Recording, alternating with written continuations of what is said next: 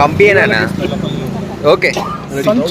సంచలనం సృష్టించిన ఫార్మాసిటీ అక్రమ రైతుల అరెస్ట్ కేసులో ఈరోజు Nampally criminal court PDPP court దాదాపు 27 మందికి బెయిల్ అప్లికేషన్ చేస్తే దాదాపు 24 మందికి 25 మందికి బెయిల్ మంజూరు చేయడం జరిగింది. డిఫరెంట్ షూరిటీ ఇస్తూ 3 months కండిషన్ అంటే SHO సమక్షంలో అపియర్ కావాలని చెప్పి Nampally criminal court PDPP special court ఈరోజు ఉత్తర్వులు ఇవ్వడం జరిగింది.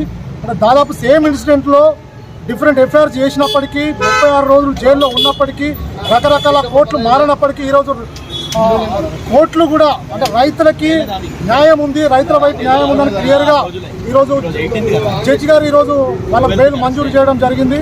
కొన్ని కండిషన్స్ ఇష్యూ చేయడం జరిగింది. 3 months వరకు SHOకి ఇన్వెస్టిగేషన్కి సపోర్ట్ చేస్తూ వాళ్ళకి పిలిచినప్పుడు వెళ్ళాలని చెప్పి కన్సెంట్ జడ్జి గారు ఈరోజు నాంపల్లి కోర్టు జడ్జి గారు ఆర్డర్స్ ఇవ్వడం జరిగింది.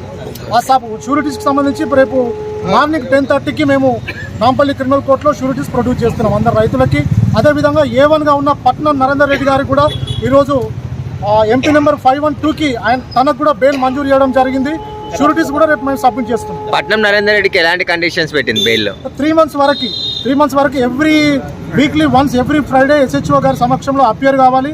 3 months వరకు అపియర్ కావాలి, ఇన్వెస్టిగేషన్కి సపోర్ట్ చేయాలి, కండిషన్స్ ఫాలో కావాలని చెప్పి క్లియర్గా కోర్టు ఆర్డర్స్లో పేర్కొనడం జరిగింది.